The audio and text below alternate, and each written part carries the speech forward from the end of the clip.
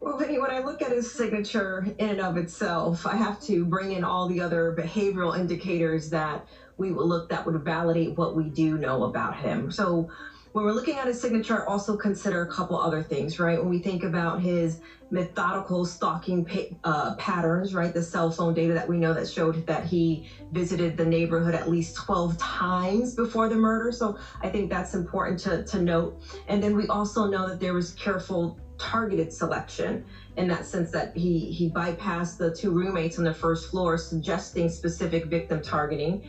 And then we look at the controlled violence, right? Despite the brutal nature of what happened, he maintained enough control to avoid detection for nearly seven weeks.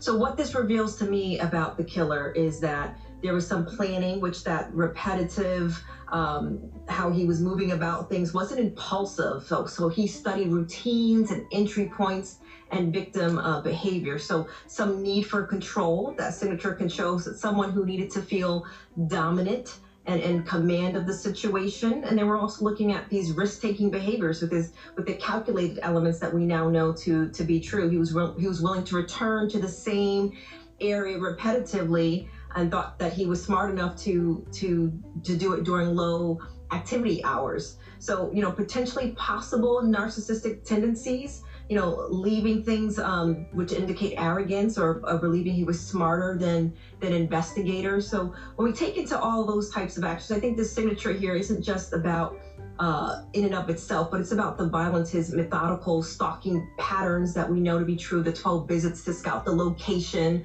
tells us that the killer needed to feel completely in control before acting. Well, Whitney, I think there's definitely is a connection, and it's just mind-boggling to also think that in his teaching role, he was actually instructing others about criminal behavior. But I also remember in some of the information that was coming out that I believe it was in April of 2022, his survey where he was actually asking criminals like, why did you choose your victim and what were you thinking and feeling after committing the crime? So when I think about his education influencing his crime, right, he now has crime scene awareness. His studies would have taught him about DNA evidence, surveillance, and investigative techniques, probably victim selective methodology. The academic understanding of victimology may have influenced his targeting approach. And then if we also think about attempted evidence manipulation and cleaning his car and removing internal components, showing, potentially sophisticated awareness of forensic evidence. And then we think about the timeline awareness, during the prime sleep hours when the victims were most vulnerable.